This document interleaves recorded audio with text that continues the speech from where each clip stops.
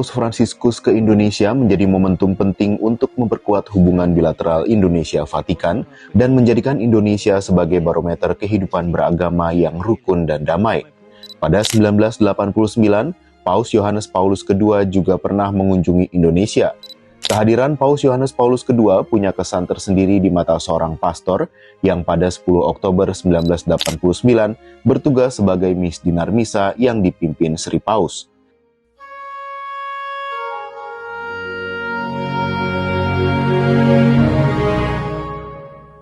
Misdinar adalah seorang yang membantu imam dalam misa.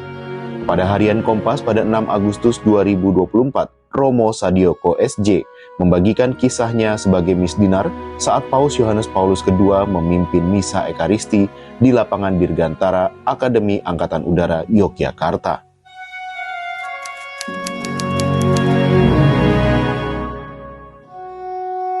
Pada waktu itu, pada tahun 1989, saya itu sedang belajar teologi di Fakultas Teologi Weda Bakti di Kendungan, Yogyakarta. Sementara sebagai frater Yesuit, saya tinggalnya di Kota Baru.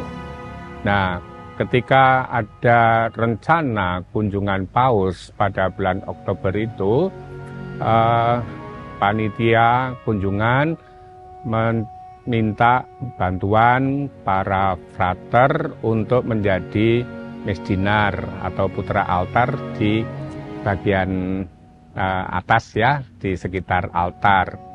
Lalu siapa yang diberi kesempatan itu? Panitia menghubungi kami para frater yang berada di 5 kongregasi atau diosesan yang ada di sekitar seminari tinggi waktu itu. Boleh saya sebut, yaitu frater-frater dari Kendungan, Projo Semarang, frater-frater dari Ujung Pandang atau Angin Mamiri yang ada di situ, frater-frater dari kongregasi SCY, kongregasi MSF, lalu dari Serikat Yesus. Yang diundang itu masing-masing perwakilan 2 atau 3 orang.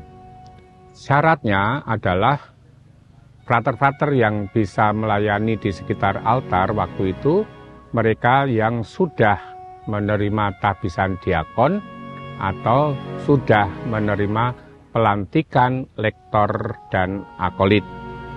Nah, saya sendiri itu di tempat pendidikan frater-frater di Kota Baru, di Kolsani, saya beserta teman saya, Romo, waktu itu frater ya, frater Isworo Hadi, itu belum tahbisan diakon, tetapi sudah menerima pelantikan lektor akolit. Nah, dari frater-frater SY, sebenarnya ada belasan orang yang punya peluang, potensi untuk bisa ambil bagian, tapi ternyata belum pada menjawab. Akhirnya kami berdua, saya dengan frater Isworo Hadi, menyanggupkan diri untuk mewakili frater-frater SY. Kami berdua mendaftarkan diri. Memang dalam pengalaman itu, ketika ada pertemuan pertama, ada pembagian tugas yang ditentukan oleh Romo seremoniaris ya, yang mengurusi liturgi itu. Nah, kebetulan saya mendapat tugas untuk memegang tongkat paus ya, yang ada salibnya di atas itu di saat Bapak Paus tidak memegang, jadi selama di altar. Nah, di dalam mempersiapkan diri, kami mengadakan latihan beberapa kali. Dan yang terakhir itu selama 2 hari menjelang misa berlangsung, kami semua itu berada di kompleks AAU, ya boleh dikatakan mengalami karantina. Tidurnya pun ya di tempat yang seadanya. Nah, kurang lebih persiapannya ya seperti itu yang harus kami perhatikan. tahu tugasnya, mempersiapkan batin, mempersiapkan kondisi fisik juga, ya, dan juga dalam arti tertentu ya mesti siap mental ya, karena ini peristiwa yang besar, yang luar biasa.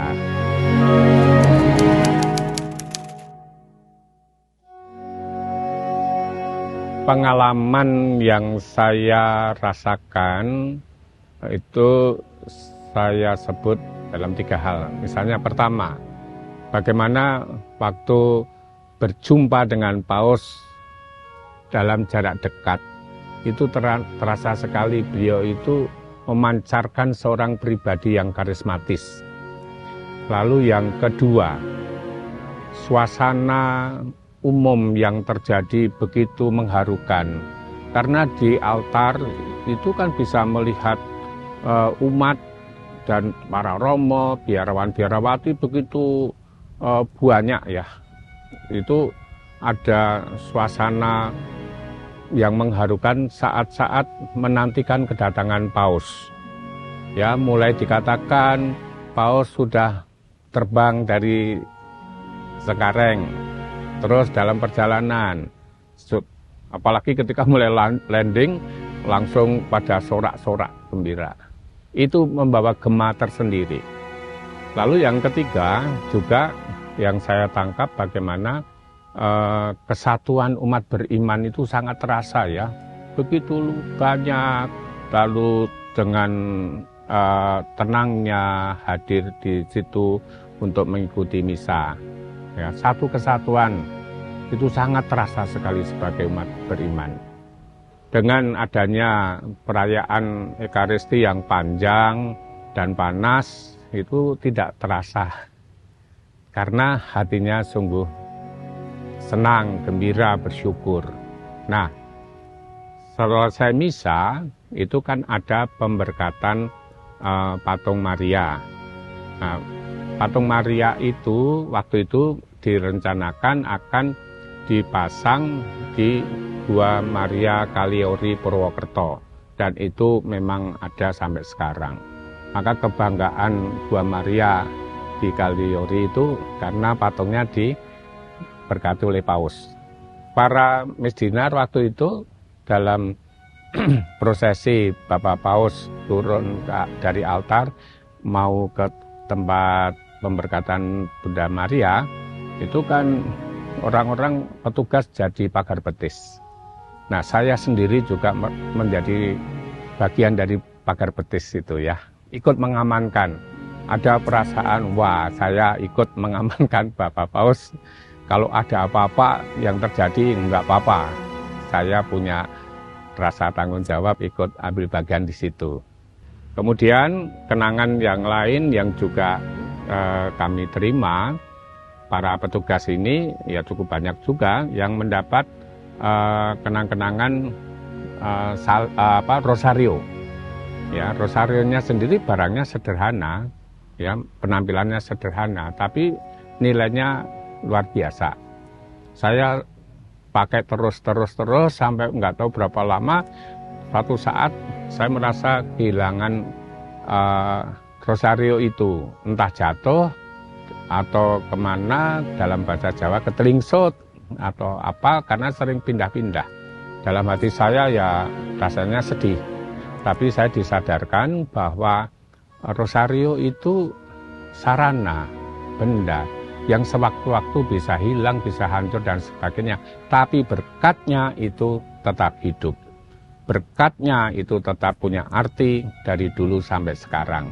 Maka itu yang tetap membuat saya bersyukur ya. Pengalaman itu membuat jauh lebih bersyukur daripada kehilangan kenang-kenangan tadi.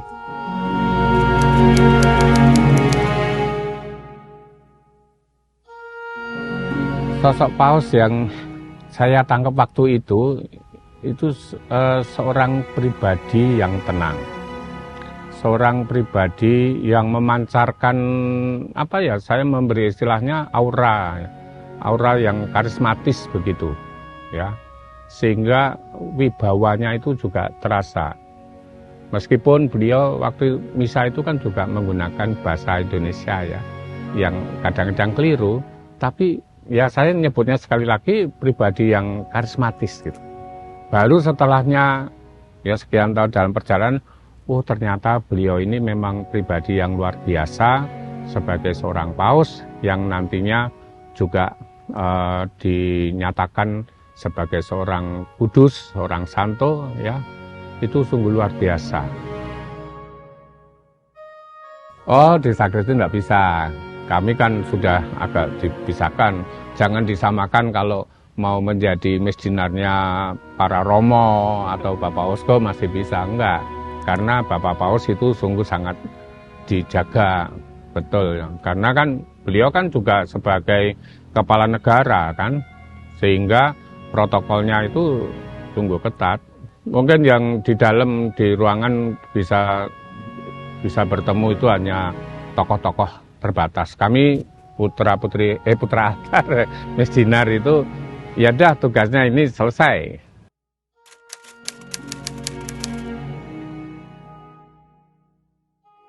Kami itu para misdinar kan tidak tahu kedatangan mereka karena sudah di karantina ya. Begitu selesai ya sudah pulang. Nah ketika pulang itu berbaur dengan seluruh umat. Ya, karena kompleksnya kan luas sehingga orang harus berjalan lama, terus nanti cari kendaraannya di mana, agak jauh gitu ya. Nah itu saya menangkap umat begitu antusias, begitu bersyukur, gembira, tidak merasa lelah meskipun panas ya, tapi senang saling cerita, komentar. Nah saya sendiri ada di tengah-tengah umat juga, dalam hati saya ya jadi umat saja begitu bersyukur, apalagi saya boleh mengalami di tempat yang khusus.